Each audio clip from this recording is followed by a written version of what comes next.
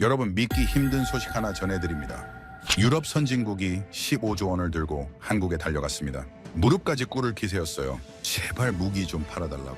그런데 한국이 뭐라고 했는지 아십니까? 2029년까지 기다리세요. 그 단칼에 거절했습니다.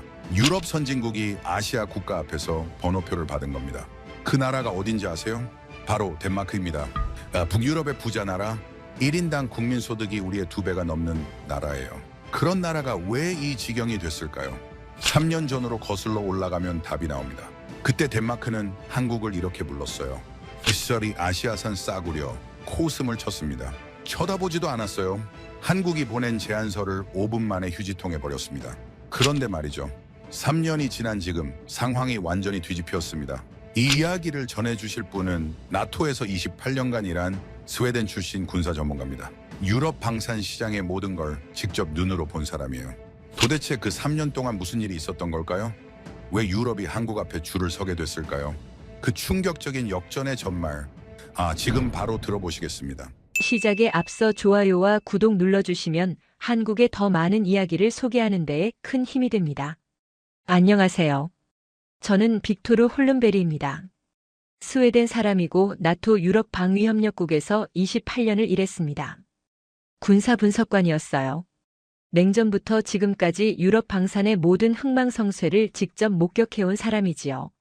오늘 제가 전해드릴 이야기는 제 28년 경력 중 가장 충격적인 역전입니다.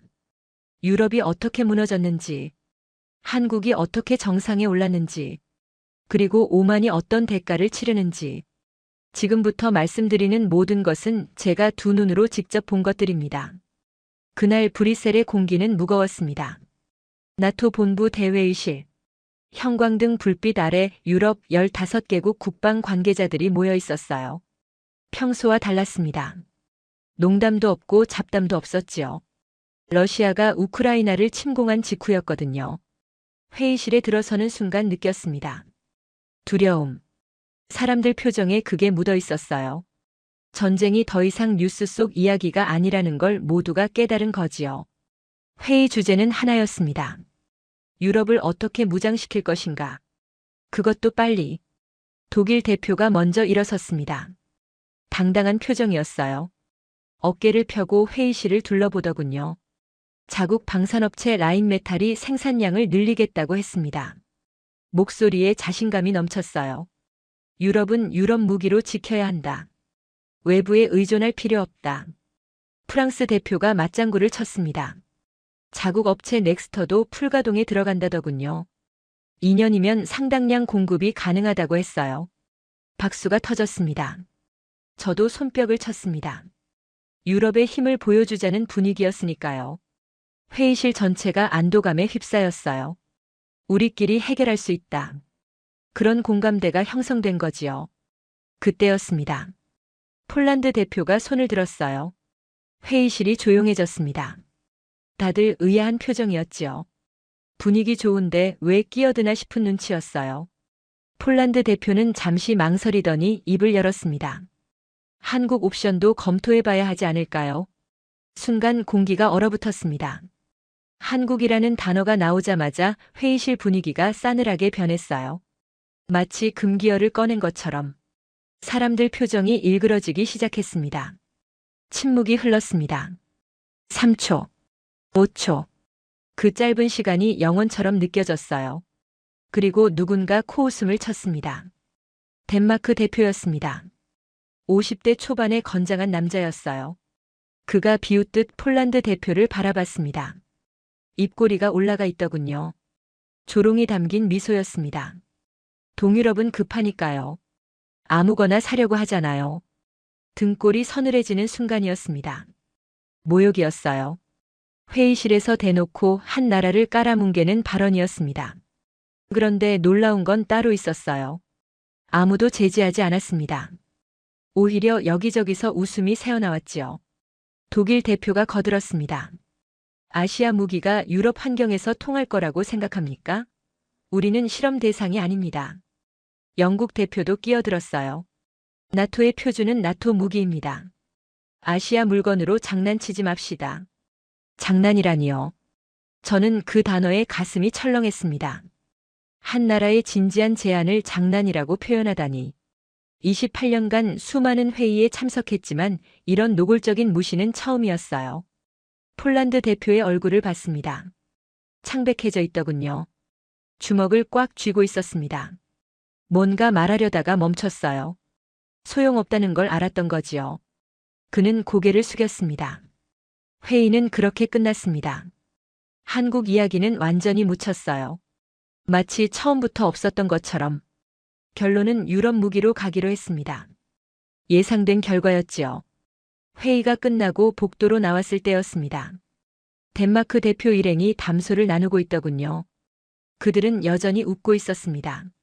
목소리가 들려왔어요. 아시아산 싸구려라느니 분단국가 무기를 어떻게 믿냐느니 하는 이야기들이었지요. 저는 발걸음을 멈추고 그 모습을 지켜봤습니다. 가슴 한쪽이 불편했어요. 그들의 자신감이 어딘가 위태로워 보였거든요.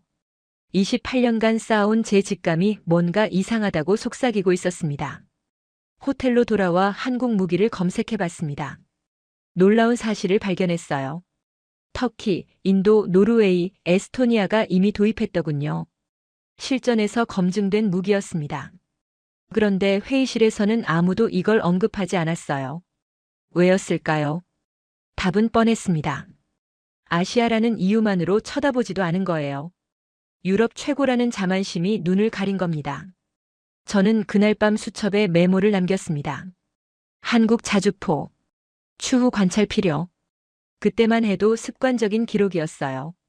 이 한 줄이 얼마나 중요한 메모가 될지, 그날 웃음 짓던 사람들이 얼마나 처절한 대가를 치르게 될지 저는 전혀 몰랐습니다. 그로부터 얼마 지나지 않아 믿기 어려운 소식이 들려왔습니다. 폴란드가 정말로 한국과 접촉을 시작했다는 거예요. 나토 회의에서 그렇게 망신을 당하고도 포기하지 않은 겁니다. 유럽 전체가 술렁였어요. 미쳤다는 반응이 대부분이었지요. 저는 폴란드 국방부에 아는 사람이 있었습니다. 군수조달국의 고위 관계자였어요. 30년 넘게 그 자리를 지킨 베테랑이었지요. 궁금함을 참을 수 없었습니다. 대체 무슨 생각인지 직접 물어보고 싶었어요. 바르샤바로 날아갔습니다. 폴란드 국방부 건물은 생각보다 소박했어요. 화려함과는 거리가 멀었습니다. 복도를 걸으며 느꼈지요. 이 나라는 허세를 부릴 여유가 없구나. 그를 만났을 때 첫인상이 강렬했습니다. 눈빛이 단단했어요. 흔들림이 없었습니다. 브뤼셀 회의에서 고개를 숙이던 그 폴란드 대표와는 완전히 다른 사람 같았지요. 그가 저를 창가로 이끌었습니다. 창밖으로 바르샤바 시내가 보였어요. 평화로운 풍경이었습니다. 하지만 그는 다른 곳을 가리켰어요. 동쪽이었습니다. 저기서 바르샤바까지 350km입니다. 러시아 국경 칼리닌그라드를 말하는 거였어요. 전차로 하루면 닿는 거리라고 했습니다. 저는 말문이 막혔어요. 지도로만 보던 숫자가 갑자기 현실로 다가왔거든요. 그가 물었습니다. 독일은 러시아와 얼마나 떨어져 있는지 아느냐고요.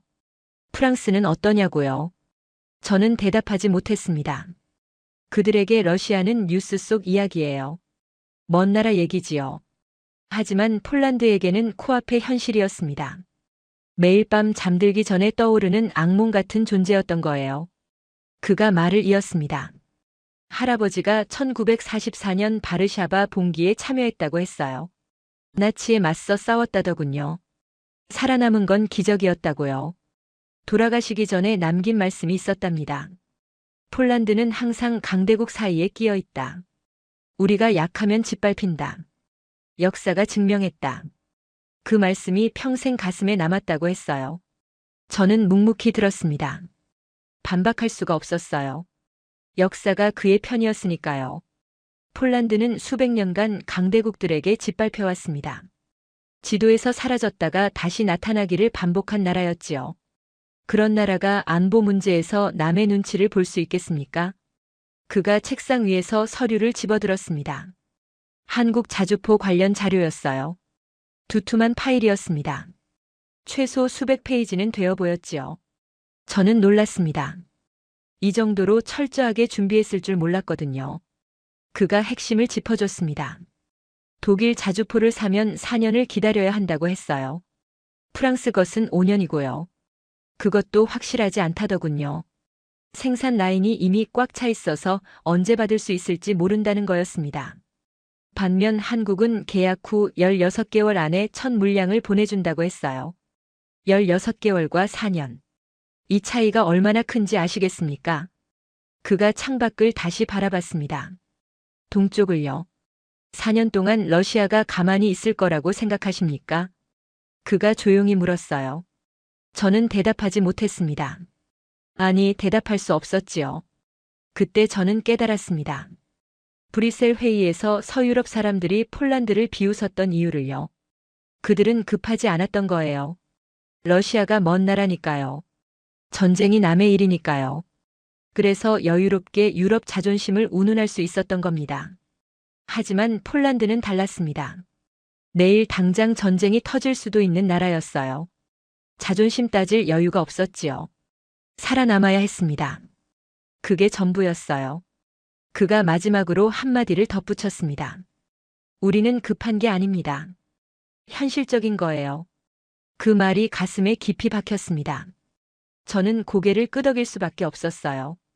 28년간 유럽 방산을 분석해왔지만 이렇게 명쾌한 논리는 처음 들었거든요. 바르샤바를 떠나는 비행기 안에서 창밖을 바라봤습니다. 구름 사이로 유럽 대륙이 보였어요. 평화로워 보였지요. 하지만 그 평화 아래 균열이 시작되고 있었습니다. 저만 그걸 느끼고 있는 것 같았어요. 얼마 뒤 폴란드가 공식 발표를 했습니다. 한국과 25조 원 규모의 방산 계약을 체결했다고요.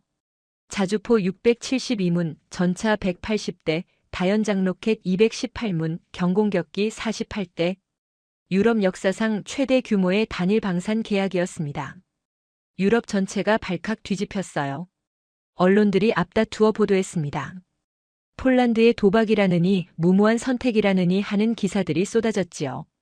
서유럽 국가들은 공개적으로 우려를 표명했습니다. 덴마크 대표가 또 한마디 했더군요. 동유럽은 역시 급하다고요. 그 말을 듣고 저는 씁쓸하게 웃었습니다.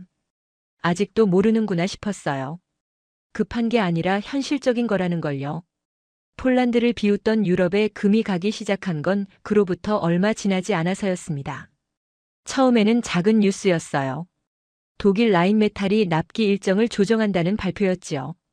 대수롭지 않게 넘어갈 수도 있는 소식이었습니다. 하지만 저는 그 순간 심장이 덜컥 내려앉았어요. 기존 3년에서 5년 이상으로 연장된다는 내용이었거든요. 5년이라니. 러시아가 우크라이나를 침공한 마당에 5년을 기다리라는 겁니다. 유럽 국가들이 경악했어요. 브뤼셀 회의에서 그렇게 자신만만하게 큰 소리치던 독일이었습니다. 2년 안에 상당량 공급하겠다고 장담했던 그 독일이요. 약속이 휴지 조각이 된 거예요. 바로 다음 날 프랑스 넥스터도 비슷한 발표를 했습니다. 부품 수급 문제로 생산이 지연된다더군요. 일부 계약은 6년 이상 걸릴 수도 있다고 했어요. 저는 그 뉴스를 보면서 혀를 내둘렀습니다. 6년이면 대통령이 2번 바뀔 시간이에요. 유럽 방산의 자존심이 무너지고 있었습니다. 저는 그때 나토 내부 보고서를 작성하고 있었어요. 각국 방산 현황을 분석하는 문서였지요. 숫자를 정리하다가 손이 멈췄습니다. 믿기 어려운 현실이 눈앞에 펼쳐져 있었거든요. 독일은 자국군 물량도 제때 공급받지 못하고 있었습니다. 세계 최고라고 자부하던 라인메탈이 정작 독일군에게 약속한 물량을 맞추지 못하는 거예요. 수출에 급급해서 자국 군대를 뒷전으로 밀어둔 결과였습니다. 아이러니했지요. 유럽 무기로 유럽을 지키자던 그들이 정작 자기 나라도 제대로 무장시키지 못하고 있었으니까요. 프랑스도 사정은 마찬가지였습니다. 넥스터가 중동과 인도 계약을 우선하면서 자국군 납품이 밀렸어요. 돈이 되는 쪽을 먼저 챙긴 거지요. 저는 씁쓸하게 웃을 수밖에 없었습니다. 브뤼셀 회의에서 아시아 무기를 조롱하던 그들이 정작 아시아와 중동에 무기를 팔아 돈벌이하고 있었으니까요. 하지만 진짜 충격은 따로 있었습니다. 이스라엘 소식이었어요. 중동에서 전쟁이 터지자 이스라엘 정부가 긴급 조치를 발표했습니다. 자국 방위 우선 원칙을 적용한다는 거였지요. 모든 수출 계약을 무기한 연기하겠다고 했어요. 무기한이라니. 그 단어가 주는 무게감을 아시겠습니까? 덴마크가 직격탄을 맞았습니다. 덴마크는 이스라엘에서 아테모스 자주포 24문을 도입하기로 계약해둔 상태였거든요. 8천억 원 규모의 대형 계약이었습니다. 유럽의 품격에 맞는 선택이라며 자화자찬하던 그 계약이요. 하루아침에 물거품이 됐어요. 이스라엘은 냉정했습니다. 계약서가 있든 말든 상관없었지요. 자기 나라가 위험해지니까 남의 나라는 안중에도 없었어요. 덴마크가 아무리 항의해도 소용없었습니다. 8천억 원은 공중에 떴고 자주포는 한 대도 오지 않았지요. 저는 그 소식을 듣고 브뤼셀 회의가 떠올랐습니다. 덴마크 대표의 자신만만한 표정이 생생하게 기억났어요. 아시아 물건으로 장난치지 말라던 그 목소리도요. 이스라엘은 신뢰할 수 있는 파트너라고 했었지요. 한국 같은 나라와는 다르다고요. 그런데 결과가 어떻게 됐습니까? 신뢰할 수 있다던 이스라엘은 덴마크를 버렸습니다. 계약서 따위는 휴지 조각이 됐지요. 반면 한국은 묵묵히 폴란드와의 약속을 지키고 있었어요. 어느 쪽이 진짜 신뢰할 수 있는 파트너였는지 답이 나온 거예요. 상황은 더 악화됐습니다. 덴마크는 우크라이나를 지원한다며 보유 중인 세자르 자주포 19문을 전량 기증해버린 상태였거든요. 언론에서 용감한 결단이라고 박수를 보냈었지요. 나토의 모범이라는 찬사도 쏟아졌고요. 하지만 그 이면에는 치명적인 문제가 있었습니다. 덴마크 본토를 지킬 자주포가 한 문도 남지 않았다는 거예요. 이스라엘에서 새 무기가 들어올 거라고 믿었던 겁니다. 그런데 그 무기가 안 오게 됐어요. 덴마크는 알몸이 된 거나 다름없었지요. 저는 나토 내부 평가 자료를 봤습니다. 덴마크가 방어 능력 최하위 국가로 분류되어 있더군요. 바이킹의 후예라고 자부하던 나라가 스스로를 지킬 힘조차 없어진 겁니다. 굴욕적인 상황이었지요. 유럽 전체가 패닉에 빠졌습니다. 독일은 5년 기다려야 하고 프랑스는 6년이에요. 이스라엘은 아예 문을 닫아버렸지요. 무기를 구할 곳이 없었습니다. 다들 발을 동동 굴렀어요. 그때 누군가 조심스럽게 말을 꺼냈습니다. 한국은 어떻습니까? 회의장이 얼어붙었어요. 불과 얼마 전까지 아시아산 싸구려라고 비웃던 그 한국을 다시 꺼내는 거였으니까요. 하지만 아무도 비웃지 않았습니다. 웃을 수 있는 상황이 아니었거든요. 유럽의 자존심에 금이 가기 시작했습니다. 유럽이 혼란에 빠져 있을 때 폴란드에서 연락이 왔습니다. 그단스크 항구로 와달라는 거였어요. 나토 옵저버 자격으로 현장을 참관해달라고 했지요. 무엇이 도착하는지는 말하지 않았습니다. 하지만 저는 알고 있었어요. 한국에서 배가 오는 거였습니다. 새벽 비행기를 탔습니다. 그단스크 항구에 도착했을 때 해가 막 떠오르고 있었어요. 발트해의 바람이 뺨을 스쳤습니다. 쌀쌀했지요. 저는 부두에 서서 수평선을 바라봤습니다. 아직 배는 보이지 않았어요. 폴란드 군 관계자들이 이미 나와 있었습니다. 긴장한 표정이었어요. 당연하지요. 25조 원짜리 도박의 결과물이 오는 거였으니까요. 서유럽 전체가 비웃던 그 선택이 옳았는지 틀렸는지 증명되는 순간이었습니다. 1시간쯤 지났을까요? 수평선에 점 하나가 나타났습니다. 점점 커졌어요. 대형 화물선이었습니다. 저는 숨을 멈추고 지켜봤습니다. 배가 가까워지자 갑판 위에 뭔가가 보이기 시작했어요. 방수포로 덮인 거대한 물체들이었습니다. 줄지어 늘어서 있었지요. 하나, 둘, 셋. 세다가 포기했습니다. 너무 많았거든요. 저는 그 순간 가슴이 두근거렸어요. 28년간 수많은 무기인도 현장에 참석했지만 이런 규모는 처음이었습니다. 배가 접안했습니다. 하역 작업이 시작됐어요. 크레인이 움직이며 방수포 덮인 물체를 한 대씩 내려놓았습니다. 저는 가장 먼저 내려진 것에 다가갔어요. 폴란드 장교가 방수포를 걷어냈습니다. 한국산 자주포가 모습을 드러냈습니다. 검은 철갑이 아침 햇살에 반짝였어요. 새 차 냄새가 났습니다. 공장에서 막 나온 것처럼 깨끗했지요. 흠집 하나 없었어요. 저는 한 바퀴 돌며 살펴봤습니다. 완벽했습니다. 운송 중 손상 제로라고 폴란드 측 담당자가 말했어요. 대형 화물선으로 지구 반바퀴를 돌아왔는데 흠집 하나 없다니. 포장과 운송 관리가 얼마나 철저했는지 알 수 있었지요. 저는 옆에 있던 폴란드 장교에게 물었습니다. 계약 후 얼마나 걸린 거냐고요. 그가 시계를 확인하더니 대답했어요. 정확히 15개월 27일이라고요. 약속보다 3일 빨랐다고 했습니다. 저는 귀를 의심했습니다. 방산 계약에서 납기를 앞당기는 경우는 거의 없어요. 늦으면 늦었지 빠른 적은 본 적이 없었거든요. 그런데 한국은 약속보다 빨리 보낸 겁니다. 16개월 안에 보내겠다더니 정말로 지킨 거예요. 하역 작업은 하루 종일 계속됐습니다. 저는 그 자리를 떠나지 않았어요. 마지막 한 대까지 지켜봤습니다. 48문 전부 완벽한 상태였지요. 독일이 5년 기다리라고 할 때 한국은 16개월 만에 해낸 겁니다. 다음 날 시험 사격이 진행됐습니다. 폴란드 동부의 훈련장으로 이동했어요. 넓은 평야 지대였습니다. 영하의 날씨였지요. 코끝이 시려왔어요. 저는 두꺼운 코트를 껴입고 관람석에 앉았습니다. 한국산 자주포들이 일렬로 늘어섰습니다. 포신이 하늘을 향해 올라갔어요. 긴장감이 감돌았습니다. 폴란드 포병들이 처음 다루는 장비였거든요. 교육을 받긴 했지만 실전은 다르지요. 과연 제대로 작동할까? 첫 발이 발사됐습니다. 굉음이 훈련장을 뒤흔들었어요. 귀가 먹먹해졌습니다. 포탄이 날아가 멀리 있는 표적에 명중했지요. 폭발이 일어났습니다. 저는 스톱워치를 눌렀어요. 습관이었지요. 연속 발사가 이어졌습니다. 쾅쾅쾅. 일정한 간격으로 포탄이 쏟아졌어요. 저는 시간을 쟀습니다. 10초에 6발이었지요.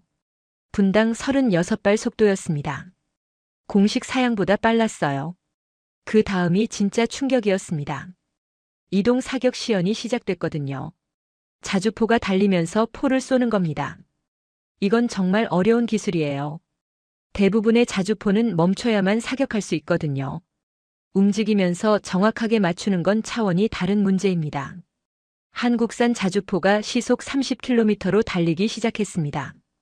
울퉁불퉁한 지형이었어요. 차체가 심하게 흔들렸지요. 그 상태에서 발사가 됐습니다.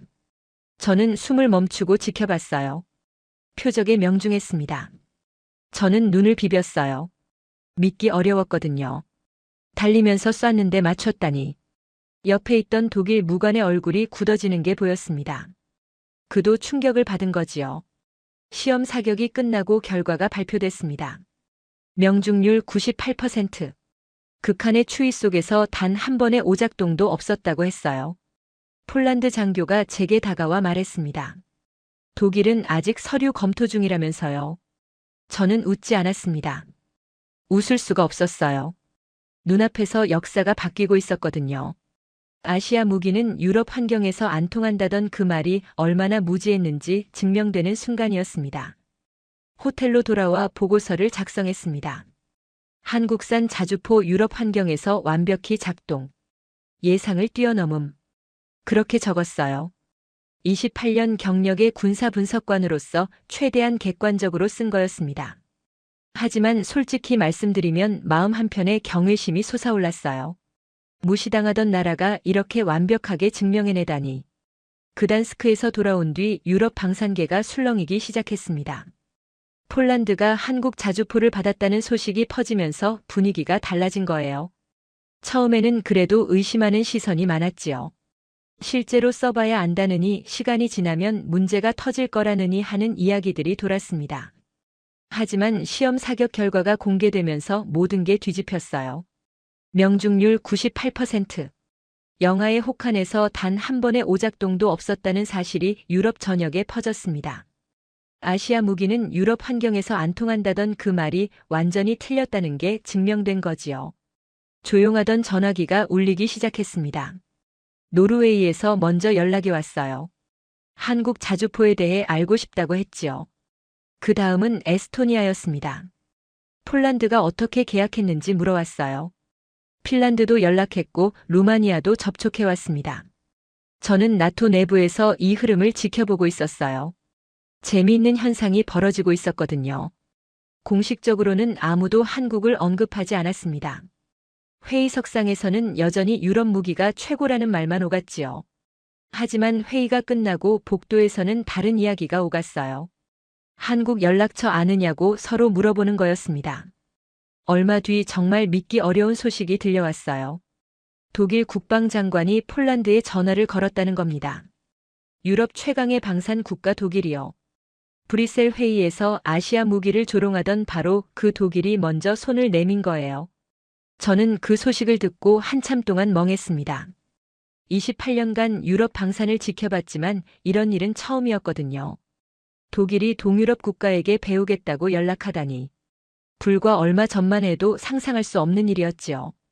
독일 장관이 폴란드에 물은 내용은 간단했다고 해요. 어떻게 한 거냐고요?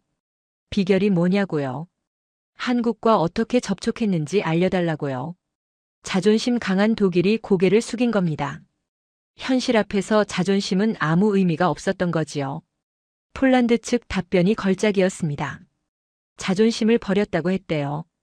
유럽 무기가 최고라는 자존심을 내려놓고 객관적으로 봤더니 답이 나왔다고요. 성능, 가격, 납기 3가지 모두 한국이 앞섰다고 했지요. 독일 장관이 할 말을 잃었다더군요. 저는 그 이야기를 전해 듣고 씁쓸하게 웃었습니다. 브뤼셀 회의에서 폴란드를 비웃던 그 장면이 떠올랐거든요. 동유럽은 급하니까 아무거나 산다던 그 조롱이요. 이제 그 조롱이 부메랑이 되어 돌아온 거였습니다. 독일만 그런 게 아니었어요. 프랑스도 움직이기 시작했습니다. 영국도 관심을 보였지요. 네덜란드와 체코도 한국에 문의를 넣었어요. 불과 얼마 전까지 아시아 무기라며 코웃음 치던 나라들이 줄줄이 손을 내밀기 시작한 겁니다. 유럽의 자존심이 무너지고 있었습니다. 저는 그 광경을 보면서 묘한 감정을 느꼈어요. 통쾌하진 않았습니다. 오히려 불안했지요. 유럽이 이렇게 무력하다는 게 드러나고 있었으니까요. 우리가 그동안 얼마나 허세에 취해 있었는지 적나라하게 보여주는 것 같았어요. 하지만 진짜 충격은 따로 있었습니다. 한국 측 답변이 돌아왔거든요. 유럽 각국의 문의에 대한 답변이요. 저는 나토 내부 채널을 통해 그 내용을 접했습니다. 죄송합니다. 2028년 이후에 연락주세요. 저는 그 문장을 보고 한참 동안 화면을 응시했어요. 2028년이라니. 지금 연락해도 최소 4년은 기다려야 한다는 거였습니다. 독일 라인메탈이 5년 기다리라고 했을 때 유럽이 경악했잖아요. 그런데 이제는 한국한테도 4년을 기다리라는 소리를 듣게 된 겁니다. 입장이 완전히 뒤바뀐 거였습니다. 한국 생산 라인은 이미 꽉 차 있었어요. 폴란드 물량이 있고 호주가 있고 노르웨이가 있고 에스토니아가 있었지요. 7년치 주문이 밀려 있다고 했습니다. 뒤늦게 달려와 봤자 줄 끝에 설 수밖에 없는 상황이었어요. 저는 그때 깨달았습니다. 선택에는 때가 있다는 것을요. 기회가 왔을 때 잡지 않으면 나중에 아무리 발버둥쳐도 소용없다는 것을요. 폴란드는 모두가 비웃을 때 용기 있게 손을 내밀었습니다. 그래서 맨 앞줄에 설 수 있었지요. 나머지는 뒤늦게 깨닫고 달려왔지만 이미 늦은 거였어요. 유럽 최고라던 자존심이 이렇게 처참하게 무너질 줄 누가 알았겠습니까? 유럽이 한국 앞에 줄을 서기 시작하면서 기묘한 풍경이 펼쳐졌습니다. 불과 얼마 전까지 아시아산 싸구려라며 비웃던 나라들이 이제는 제발 팔아달라고 사정하는 입장이 된 거예요. 저는 나토 본부에서 이 상황을 지켜보면서 역사의 아이러니를 느꼈습니다. 매일같이 새로운 소식이 들려왔어요. 노르웨이가 한국과 접촉했다는 뉴스가 떴습니다. 핀란드도 공식적으로 관심을 표명했지요. 루마니아는 아예 대표단을 한국에 보냈어요. 모두가 같은 말을 했습니다. 한국 무기를 사고 싶다고요. 하지만 돌아오는 대답은 한결같았습니다. 생산 라인이 꽉 찼다는 거였어요. 폴란드가 1200문을 추가 주문했고 기존 계약국들 물량도 밀려있다고 했지요. 신규 주문은 2028년 이후에나 검토할 수 있다고 했습니다. 4년을 기다리라는 소리였어요. 저는 그 상황을 보면서 입장이 완전히 뒤바뀌었다는 걸 실감했습니다. 예전에는 한국이 유럽에 와서 제발 사달라고 했거든요. 우리 무기 한번 봐달라고요. 그때 유럽은 콧방귀를 뀌었지요. 이제는 유럽이 한국에 가서 사정하고 있었습니다. 더 충격적인 건 한국의 태도였어요. 급하게 받아주지 않았습니다. 돈을 더 준다고 해도 안 된다고 했지요. 먼저 약속한 나라들이 있으니 순서를 지켜야 한다는 거였어요. 원칙을 굽히지 않았습니다. 저는 그 부분이 인상 깊었습니다. 보통 방산 업체들은 돈 앞에서 원칙을 버리거든요. 더 많이 주는 쪽으로 물량을 돌리는 게 일반적이에요. 하지만 한국은 달랐습니다. 먼저 믿어준 나라들과의 약속을 지키는 게 우선이라고 했지요. 신뢰를 판다는 말이 뭔지 알 것 같았습니다. 한국은 단순히 무기를 파는 게 아니었어요. 신뢰를 쌓고 있었던 겁니다. 폴란드가 어려울 때 손을 내밀어 준 것처럼 먼저 믿어준 나라들을 끝까지 책임지는 거였지요. 그게 장기적으로 더 큰 가치를 만든다는 걸 알고 있었던 거예요. 반면 유럽 업체들은 어땠습니까? 이스라엘은 자국 사정이 급해지니까 덴마크와의 계약을 휴지 조각으로 만들었습니다. 독일은 돈 되는 수출에 급급해서 자국군 물량도 제때 못 줬지요. 프랑스도 마찬가지였어요. 신뢰라는 건 애초에 없었던 겁니다. 나토 회의에서 분위기가 완전히 달라졌습니다. 예전에는 유럽 무기로 유럽을 지키자는 말이 당연하게 통했어요. 이제는 아무도 그런 말을 꺼내지 않았습니다. 꺼냈다가는 비웃음만 사는 분위기가 된 거지요. 대신 다른 이야기가 오갔습니다. 한국과 어떻게 관계를 개선할 수 있을까? 어떻게 하면 줄을 앞당길 수 있을까? 이런 논의가 진지하게 이루어졌어요. 불과 얼마 전만 해도 상상할 수 없는 광경이었지요. 저는 회의석상에서 한 가지 제안을 했습니다. 한국을 전략적 파트너로 공식 인정해야 한다고요. 더 이상 아시아의 작은 나라로 볼 게 아니라 나토의 핵심 협력 대상으로 대우해야 한다고 했지요. 예전 같았으면 비웃음을 샀을 겁니다. 하지만 아무도 반대하지 않았어요. 오히려 고개를 끄덕이는 사람들이 많았지요. 현실이 바뀌면 인식도 바뀌는 법입니다. 유럽은 이제 한국을 무시할 수 없게 됐어요. 그런데 한 나라만 조용했습니다. 덴마크였어요. 다른 나라들이 한국과 접촉하느라 바쁠 때 덴마크만 아무 움직임이 없었지요. 이상했습니다. 가장 급한 나라가 덴마크였거든요. 자주포가 한문도 없는 나라니까요. 얼마 뒤 그 이유를 알게 됐습니다. 덴마크는 조용히 큰 그림을 준비하고 있었던 거예요. 다른 나라들처럼 문이나 넣는 게 아니라 아예 판을 뒤집을 승부수를 준비하고 있었지요. 15조 원이라는 천문학적인 금액을 들고 직접 한국으로 날아갈 계획이었습니다. 덴마크가 움직인다는 소식을 들은 건 어느 날 저녁이었습니다. 나토 내부 채널을 통해 정보가 들어왔어요. 덴마크 국방부 고위 관계자가 직접 한국행 비행기에 오른다는 거였지요. 그것도 15조 원 규모의 긴급 구매 제안서를 들고요. 저는 그 소식을 듣고 숨이 멎는 것 같았습니다. 15조 원이라니. 덴마크가 동원할 수 있는 모든 예산을 긁어모은 금액이었어요. 국방 특별 예산의 예비비까지 전부 털어서 만든 거라고 했습니다. 나라의 운명을 건 마지막 승부수였지요. 저는 복잡한 심정이었습니다. 솔직히 말씀드리면 덴마크가 안쓰러웠어요. 불과 얼마 전까지 아시아산 싸구려라며 비웃던 그 입으로 이제는 제발 팔아달라고 사정하러 가는 거였으니까요. 자존심이 얼마나 무너졌을지 상상이 됐습니다. 하지만 동시에 자업자득이라는 생각도 들었어요. 기회가 있었을 때 잡지 않았으니까요. 한국이 먼저 손을 내밀었을 때 5분 만에 거절했잖아요. 이메일도 안 열어보고 삭제했다면서요. 그 오만의 대가를 치르는 거였습니다. 덴마크 대표단이 한국에 도착했다는 소식이 들려왔습니다. 인천공항에서부터 분위기가 심상치 않았다고 해요. 마중 나온 사람이 거의 없었다더군요. 나토 회원국 고위 관계자가 방문했는데 의전다운 의전도 없었다고 했지요. 냉대의 시작이었습니다. 안내받은 곳도 화려한 응접실이 아니었어요. 공장 한켠에 있는 소박한 대기실이었다고 합니다. 형광등이 깜빡거리는 작은 방에서 순번을 기다려야 했다더군요. 순번이라니. 그 단어의 무게가 느껴지시나요? 유럽 선진국 고위 관계자가 번호표를 뽑고 기다리는 신세가 된 겁니다. 같은 시각 옆 건물에서는 폴란드 대표단이 성대한 환영을 받고 있었다고 해요. 붉은 카펫에 카메라 플래시까지 터지는 국빈급 대우였지요. 덴마크는 그 광경을 지켜봐야 했습니다. 몇 시간을 기다린 끝에 겨우 회의실에 들어갔다고 해요. 한국 측 담당자가 나왔지요. 덴마크 대표가 15조 원 제안서를 내밀었습니다.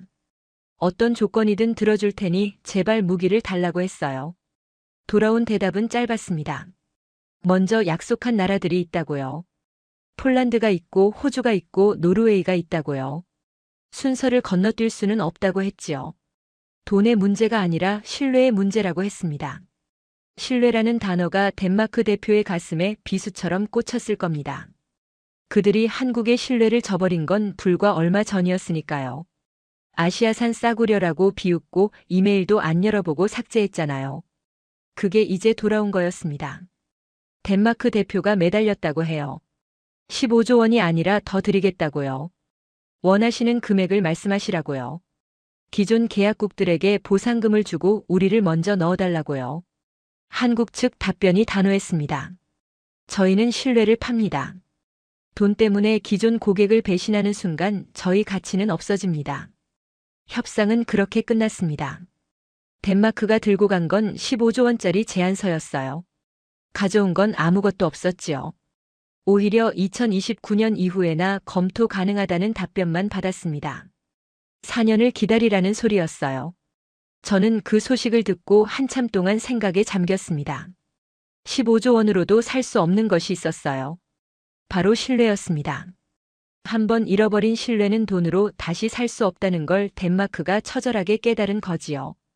덴마크 대표단이 공항으로 향할 때 하늘이 흐렸다고 합니다. 비가 내리기 시작했대요. 마치 덴마크의 처지를 보여주는 것 같았다고 누군가 말하더군요. 저는 그 말을 듣고 씁쓸하게 웃었습니다. 하늘도 무심하지 않구나 싶었어요. 그리고 바로 그날 충격적인 뉴스가 터졌습니다. 같은 시각 폴란드가 한국과 55조 원 규모의 추가 계약을 체결했다는 거였어요. 덴마크가 15조 원을 들고 가서 문전박대 당할 때 폴란드는 그 몇 배가 넘는 계약에 사인하고 있었던 겁니다. 이것이 신뢰의 차이였습니다. 덴마크가 빈손으로 돌아온 뒤 나토의 긴급 회의가 소집됐습니다. 15개국 대표들이 브뤼셀에 모였어요. 분위기가 무거웠지요. 모두의 얼굴에 충격과 당혹감이 어려 있었습니다. 유럽 선진국이 15조 원을 들고 가서 거절당하다니. 상상도 못했던 일이 현실이 된 거였어요. 저는 그 회의에서 발언을 요청받았습니다. 28년간 유럽 방산을 분석해온 전문가로서 의견을 달라고 했지요. 저는 자리에서 일어났습니다. 회의장을 둘러봤어요. 얼마 전까지 한국을 비웃던 사람들이 앉아 있었습니다. 저는 솔직하게 말했습니다. 우리가 틀렸다고요. 한국을 무시한 게 실수였다고요. 아시아산 싸구려라며 비웃은 그 오만이 오늘의 결과를 만들었다고요. 회의장이 조용해졌습니다. 저는 계속 말을 이었어요. 폴란드는 모두가 비웃을 때 용기를 냈다고요. 남들 눈치 보지 않고 필요한 걸 선택했다고요. 그래서 지금 유럽 최강의 포병 전력을 갖추게 됐다고요. 반면 우리는 자존심에 취해 있었습니다. 유럽 무기가 최고라는 헛된 자부심에 눈이 멀었지요. 현실을 직시하지 못했어요. 그 사이 세상은 바뀌고 있었는데 우리만 그 자리에 서 있었던 겁니다. 저는 덴마크 대표를 바라봤습니다. 고개를 숙이고 있더군요. 아무 말도 하지 않았어요. 할 말이 없었겠지요. 불과 얼마 전 한국을 조롱하던 그 사람이었습니다. 지금은 15조 원을 들고 가서 문전박대를 당하고 돌아온 처지였어요. 저는 마지막으로 이렇게 말했습니다. 겸손한 자가 이기고 오만한 자가 진다고요. 역사가 다시 한번 증명했다고요. 회의가 끝나고 저는 창가에 섰습니다. 브뤼셀의 밤하늘이 보였어요. 나토 본부 건물의 불빛이 반짝이고 있었지요. 28년간 이곳에서 일하면서 수많은 변화를 봤습니다. 하지만 이렇게 극적인 역전은 처음이었어요. 문득 한국이라는 나라가 궁금해졌습니다. 어떻게 저렇게 할 수 있을까요? 무시당하면서도 묵묵히 실력을 쌓고 기회가 왔을 때 완벽하게 증명해내는 것. 돈보다 신뢰를 앞세우는 것. 먼저 믿어준 사람을 끝까지 책임지는 것. 저는 그때 문득 깨달았습니다. 한국이 특별한 게 아니었어요. 원래 그래야 하는 건데 우리가 잊고 있었던 거였지요. 약속을 지키고 신뢰를 쌓는 것. 그게 모든 관계의 기본인데 우리는 돈과 이익에 눈이 멀어 그걸 잃어버렸던 겁니다. 한국은 그 기본을 지킨 것뿐이었어요. 얼마 뒤 한국을 방문할 기회가 생겼습니다. 나토 대표단의 일원으로 창원에 있는 공장을 견학했지요. 거대한 시설이었습니다. 축구장 수십 개를 합친 것보다 더 넓었어요. 그 안에서 자주포가 줄줄이 생산되고 있었습니다. 연간 생산량이 300문이라고 했어요. 독일의 10배가 넘는 숫자였습니다. 그런데 더 놀라운 건 따로 있었어요. 공장 곳곳에 붙어 있는 각국 국기였습니다. 폴란드, 노르웨이, 에스토니아, 호주, 이집트. 세계 각국이 줄을 서서 기다리고 있었지요. 저는 한국 담당자에게 물었습니다. 왜 돈보다 신뢰를 앞세우느냐고요? 더 많이 주는 쪽에 먼저 팔면 이익이 더 크지 않느냐고요. 그가 웃으며 대답했습니다. 단기적으로는 그렇다고요. 하지만 장기적으로는 아니라고요. 신뢰를 쌓으면 고객이 떠나지 않는다고요. 그게 진짜 이익이라고요. 저는 그 말을 가슴에 새겼습니다. 공항으로 향하는 차 안에서 창밖을 바라봤어요. 한국의 풍경이 스쳐 지나갔습니다. 깔끔한 도로와 높은 빌딩들이 보였지요. 이 나라가 70년 전에는 전쟁으로 폐허가 됐었다는 게 믿기지 않았어요. 그들은 무너져도 다시 일어났습니다. 무시당해도 포기하지 않았지요. 묵묵히 실력을 쌓아서 결국 정상에 올랐어요. 그리고 정상에 선 지금도 겸손함을 잃지 않았습니다. 먼저 믿어준 사람을 끝까지 책임지는 것. 그게 한국이었어요. 저는 28년간 유럽 방산을 분석해왔습니다.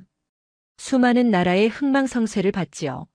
하지만 한국처럼 극적인 역전을 이룬 나라는 본 적이 없어요. 무시당하던 위치에서 정상으로 올라선 것. 그것도 정정당당하게요. 오만한 자는 무너지고 겸손한 자는 올라섭니다. 역사가 다시 한번 증명했어요. 저는 그 역사의 현장에 있었습니다. 그리고 이 이야기를 여러분께 전해드리는 것. 그게 제가 할 수 있는 일이라고 생각했습니다. 무시당한 자가 더 강해집니다. 무너진 자가 더 단단해지지요. 한국이 그걸 보여줬어요. 이 이야기가 여러분의 가슴에도 남기를 바랍니다. 오늘 사연은 여기까지입니다. 한국 비웃던 덴마크 15조 들고 가서 거절당한 스토리 어떠셨나요? 사연의 주인공에게 응원의 댓글을 남겨주세요. 지금까지 감동정거장에서 사연 전해드렸습니다. 사연이 마음에 드셨다면 좋아요와 구독 부탁드립니다. 시청해주셔서 감사합니다.